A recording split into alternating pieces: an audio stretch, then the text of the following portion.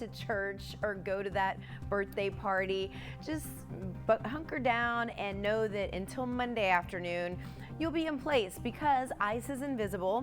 Of course, TxDOT will be de-icing those bridges and ramps today, but you never know because black ice is so hard to detect. So roads can look fine, but they can still be slick. So we just want to keep you safe, and it's only for a short duration if you really think about it.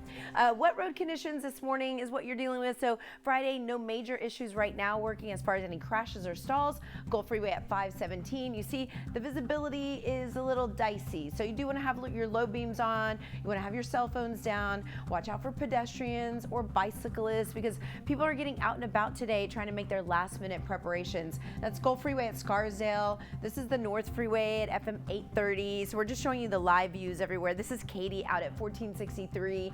We'll plug in the drive time here out of the Katy, but only 24 minutes to get into downtown and looking short on that drive out of Pearland, 11 minutes in from 518. Good luck, and I'll see you. Fire City is going to be from your couch to the refrigerator. That's what you should be doing. All right, because as Sheeta just said, Saturday late evening into Monday midday, we are going to ask that you avoid travel.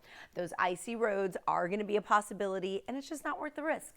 Right now, I do want to tell you your current conditions in case you are trying to head to work for Friday or get your last minute preps in. We do have some road conditions that are a little bit slick, so we might have more crashes. There's also visibility that has been reduced here. Gulf Freeway, NASA Road 1, you can tell those low clouds have a little bit of impact. So drivers, you'll want to take a second look before you just jump over a lane or two. Or if you are at an intersection dealing with some surface road conditions, just watch out for bicyclists or pedestrians. Just depends on where you are and where you're going, that we always want to be sure that we are in the clear. Don't make any assumptions. This is 290 at Spring Cypress. Traffic nice and light all the way to the 610 West Loop. Was impressed by our drive time at only 21 minutes in from Cypress. Hey, Baytown, it's going to take you 17 minutes, so nice and easy to reach downtown Houston. In a few minutes, I'm going to be back to talk about your winter weather car kit and what emergency items you should prepare to have in your vehicle. We'll be right back.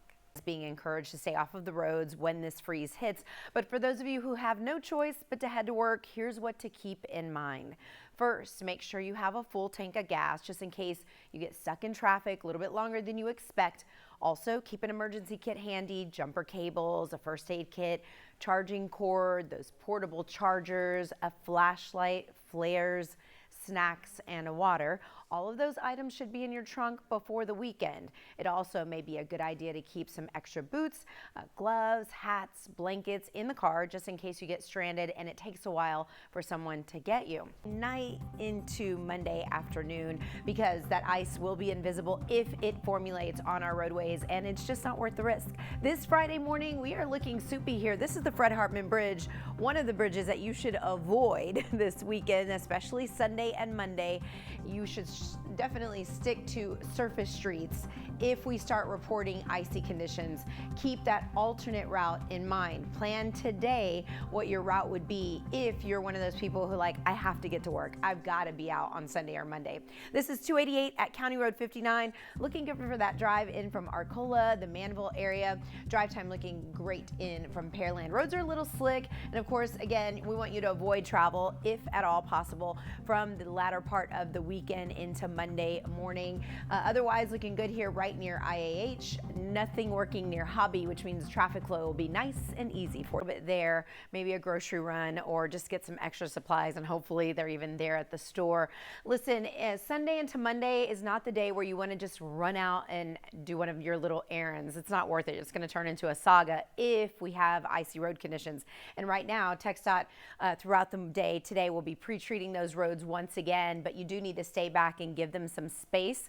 So if you see those vehicles out and about, please slow your speeds or move over. Now, this is your prep tips for drivers: filling that gas tank, making sure that you're at least half full, if not completely topped off.